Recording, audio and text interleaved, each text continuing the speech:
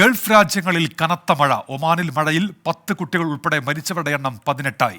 UAEയിൽ വിവിധയിടങ്ങളിൽ വെള്ളം കയറി. നാളെ വൈകിട്ട് വരെ ഇവിടെ ഓറഞ്ച് അലർട്ട് പ്രഖ്യാപിച്ചിട്ടുണ്ട്. ദുബായ് വിമാനത്താവളത്തിന്റെ പ്രവർത്തനത്തെ മഴ ബാധിച്ചു. ബഹ്റൈനിൽ മഴയിൽ മലയാളികളുടെ ഉൾപ്പെടെ വ്യാപാര സമുച്ചയങ്ങളിലും മനാമ സെൻട്രൽ മാർക്കറ്റിലും വെള്ളം കയറി. ഗൾഫ് നാടുകളിലെങ്ങും അതിശക്തമായ മഴയാണ് അനുഭവപ്പെടുന്നത്. UAEയിൽ 7 എമിറേറ്റുകളിലും ഇന്നലെ മുതൽ മഴ നിർത്താതെ പെയ്യുകയാണ്. പലയിടത്തും റോഡുകളിലും താഴ്ന്ന പ്രദേശങ്ങളിലും വെള്ളം നിറഞ്ഞ് ഗതാഗതം താറുമാറായി. പലയിടങ്ങളിലും വാഹനങ്ങളിലും വീടുകളിലും വെള്ളം കയറി. ദുബായ് വിമാനത്താവളത്തിന്റെ പ്രവർത്തനത്തെയും മഴ കാര്യമായി ബാധിച്ചു. ഇന്ന് നടത്തേണ്ടിയിരുന്ന 17 വിമാന സർവീസുകൾ റദ്ദാക്കി. 3 വിമാനങ്ങൾ വഴിതിരിച്ചുവിട്ടു. വ്യാവസായിക മേഖലകളിലാണ് മഴ കൂടുതൽ ദുരിതം വിതയ്ക്കുന്നത്. ഷാർജയിൽ പല കമ്പനികളുടെയും വെയർഹൌസുകൾ പലതും വെള്ളത്തിനടിയിലായി.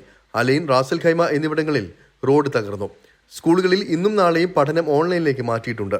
എല്ലാ സർക്കാർ ജീവനക്കാർക്കും വർക്ക് ഫ്രം ഹോം സ്വീകരിക്കണമെന്ന് നേരത്തെ നിർദ്ദേശം നൽകിയിരുന്നു.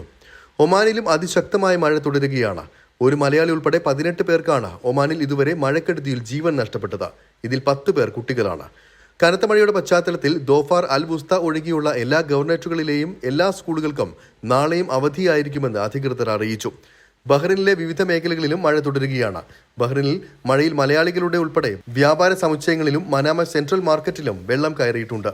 Sheikh Khalifa bin Salman street roundabout, Burri tunnel, Al Batha street, Al ഖത്തെ street tunnel, Sheikh Salman street, Isa Town Gate tunnel എന്നിവിടങ്ങളിലെല്ലാം മഴവെള്ളം കെട്ടിക്കിടക്കുകയാണ്. അസ്ഥിര കാലാവസ്ഥയുടെ പശ്ചാത്തലത്തിൽ ബഹ്റൈനിലെ സ്കൂളുകളും കോളേജുകളും അടക്കം വിദ്യാഭ്യാസ സ്ഥാപനങ്ങൾക്ക് അവധി പ്രഖ്യാപിച്ചിട്ടുണ്ട്. വെള്ളക്കെട്ട് നീക്കം ചെയ്യാനുള്ള നടപടികൾ പലയിടത്തും ദ്രുതഗതിയിൽ പുരോഗമിക്കുകയാണ്. നാളെ രാവിലെ വരെ മഴ തുടരുമെന്നാണ് കാലാവസ്ഥാ നിരീക്ഷണ കേന്ദ്രം നൽകുന്ന മുന്നറിയിപ്പ്. 24 ദുബായ്.